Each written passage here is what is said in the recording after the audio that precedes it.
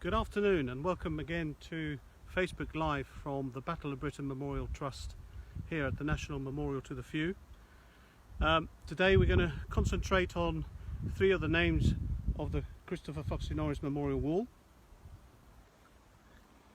As you can see now, the wall itself, which is named after Air Chief Marshal Sir Christopher Foxley-Norris. Sir Christopher and Lady Foxley-Norris provided the funds that allowed this wall here at Cape Lefern to be built. The wall contains all the names of the air crew known to have flown at least one operational sortie with an accredited unit of the Fighter Command during the Battle of Britain, which took place between the 10th of July through to the 31st of October 1940. This is the 80th anniversary of the battle, but our special commemorations have now been put back until next year. Memorial Day will still happen, but it will be a smaller scale online affair due to the restrictions that are now in place. The wall was unveiled by a patron, Prince Michael of Kent, in 2005. Sir Christopher, incidentally, was a Hurricane pilot during the Battle of Britain, but is better remembered for his long and distinguished post-war career. He is, of course, listed on the wall that bears his name, but he's not one of the three aircrew I'm planning to tell you about today. Incidentally, just as an aside, the Trust always talks about aircrews and not pilots, because some of those who took part were wireless operators, air gunners or navigators in multi-crewed aircraft. You can see the central panel that it wasn't just all Spitfires and Hurricanes. They were the most numerous and certainly the most glamorous, but as you can see, there were also the likes of the Bristol Blenheim, which actually was a bomber but was used as a night fighter during the battle. And next to that is the Bolton Pool Defiant, which had a 1-ton turret fitted to the back, but this actually made the aircraft slower than the other fighters and was also used as a night fighter. And the Gloucester Gladiator below. One of the Trust's greatest friends of Flight Lieutenant Owen Burns. He was a wireless operator and air gunner flying in Bristol Blenheims with 235 Squadron in the battle. He died just before his 100th birthday in 2015, and his widow, Deborah Burns, who's now one of our trustees. Owen's name's here, but I'm also not going to talk about him today either. My first chosen airman, who would have been 100 this Saturday, and is incredibly important to the story of this site. In fact, without him, this site could possibly not be here. I'll give you a few seconds to just let me know on the comments while I walk over to his name. See if you can guess his name. Welcome all of you. I'm trying to see the screen at the moment. Welcome Ted, welcome Peter. Do tag your friends please as well, let them join in. So has anybody guessed him yet? I don't see any names that may have come up. Good afternoon to the Cape Lefern Parish Council. And from across the pond, Ted, welcome again. So my first chosen airman is someone who would have been 100 this Saturday and is incredibly important to the story of this site. In fact, without him, this would not have happened. So did anyone guess? Nobody's guessed? So let me tell you about it then. Saturday, as I've just said, the 100th birthday of Wing Commander Geoffrey Page, who was a 20-year-old Hurricane pilot flying with 5-6 Squadron during the battle. The reason he's important to us here at the Trust is that the site was his idea when he realised that there was no national memorial to his colleagues, anyone in the country. He began campaigning for one to be built. The rest, as I say, is history. Going back to his history, on the 12th of August 1940, Pilot Officer Page, as he was then, was shot down and bailed out in the sea with terrible burns. Remember that he was a Hurricane pilot, and the position of the fuel tanks in those aircraft meant that pilots were often badly burnt if they were hit.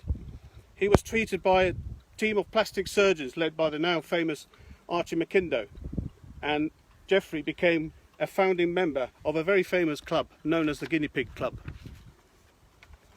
Despite his terrible injuries, Geoffrey returned to operational flying, becoming a wing commander.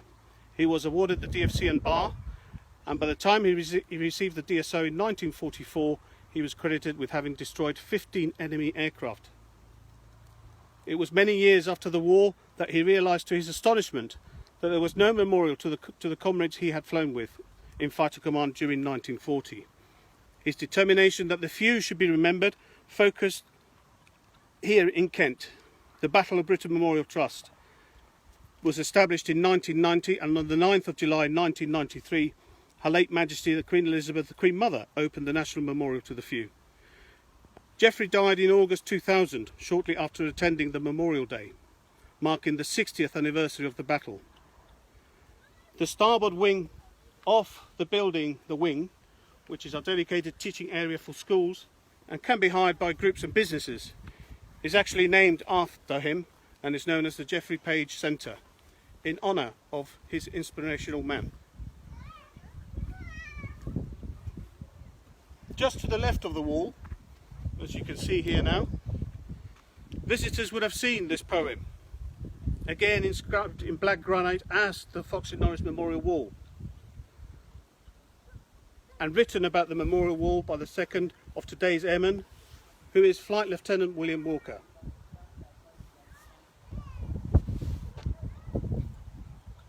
I'll read you our wall, the poem. Here inscribed the names of friends we knew, young men with whom we often flew. Scramble to many, angels high. They knew they were friends or might die. Many were very scarcely trained, and many badly burned or maimed. Behind each name a story lies of bravery in summer skies, though many brave unwritten tales were simply told in vapour trails. Many lie now in sacred graves, and many rest beneath the waves, outnumbered every day, the few, remembered here as just the few. The Walker family actually asked us when William passed away, and he's now actually resting underneath his poem. So we're now going to take a walk to where William's name is.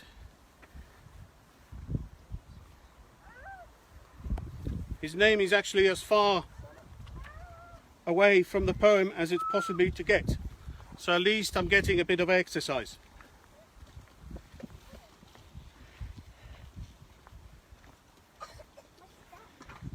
Here's William's name, about as far as I said, to the other end of the wall. William became a poet late in life, and in fact gave his collection of poetry to the Trust, which we now sell in the retail area of the wing, both signed and unsigned copies.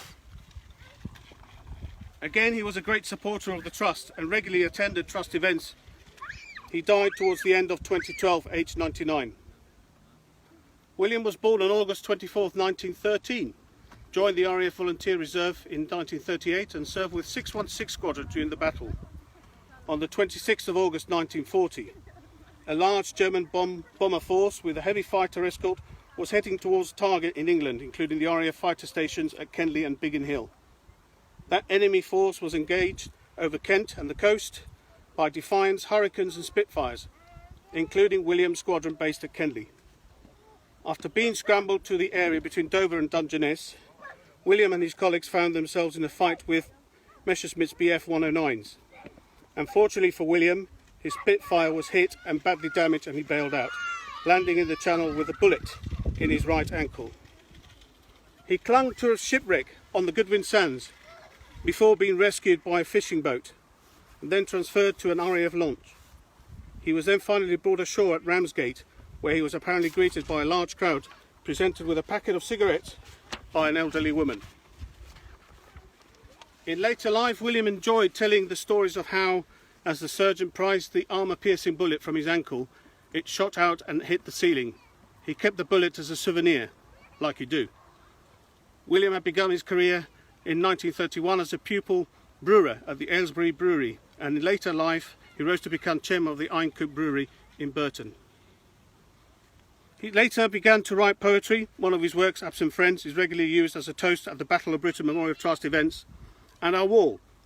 which I read earlier, is recited by one of his relatives on Memorial Day. The Trust published his collection 2011 in aid of the Wing Appeal, and like I said, there are many copies available, and the humorous and witty poems like the man himself. My third name for today is a pilot who is very dear to me actually, and I've had the privilege of meeting him a few times. And also, to save my energy now, I don't have to walk too far.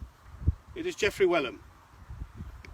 Squadron leader Geoffrey Harry Augustus Wellum, to give him his full name, was affectionately known as Boy Wellum because he was relatively young.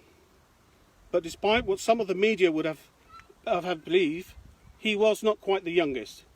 According to current knowledge, the youngest airman known to have flown in the battle was actually Martin Oriel King, who we're now coming to his name. He was actually born 2 months after Geoffrey Wellum. And we do say current knowledge because the historians are learning things about the airmen all the time. We do occasionally add a new one on the list, although that's increasingly rare. Because we're talking about events that happened 80 years ago in a pre-computer age, the records aren't as good as they might have been. And to be fair, I imagine it was difficult for the RAF to keep everything accurate and up to date while the Germans were cratering the wrong ways outside. So back to Geoffrey. He was born in Walthamstow on the 4th of August 1921, making him a month or so short of his 19th birthday when the battle began on the 10th of July 1940. He began his training on his 18th birthday and joined 9-2 Squadron at Northolt on the 21st of May 1940, staying with the squadron throughout the battle. He had quite a career. On the 11th of September he destroyed a HE-111, and on the 27th he shared in the destruction of a Ju-88. On the 2nd of November he damaged 2 Bf-109s, and on the 17th he shared in damaging a Bf-109. He damaged a 109 on the 26th of June 1941, probably destroyed another on the 8th of July and destroyed another on the 9th. He was awarded the DFC in August of 1941. Although Geoffrey was clearly a very good pilot, after the war Geoffrey came to the attention of the public through his autobiography, a book by the name of First Light, which was published in 2002. The book was made into a film for the BBC television. Is considered one of the best memoirs written about the Battle of Britain itself. Like I said, I had very few meetings with Geoffrey, and one story that I can recall was on a Memorial Day where all the things had finished and we came across to the wall, and I had the pleasure of escorting him over, and relatives of the few were there laying posies of flowers, wreaths, and he came up to his name, where you can see now, and he just looked at it, checked it, looked back at me, and he said, "Yep, still there, now let's go back for a cup of tea." He was a real gentleman and always had a glint in the eye when the ladies approached him. A real pleasure to have known him for many meetings that I had with him. So that concludes the 3 airmen that I spoke to today. I hope may have been some new information for you. Thank you for joining us again.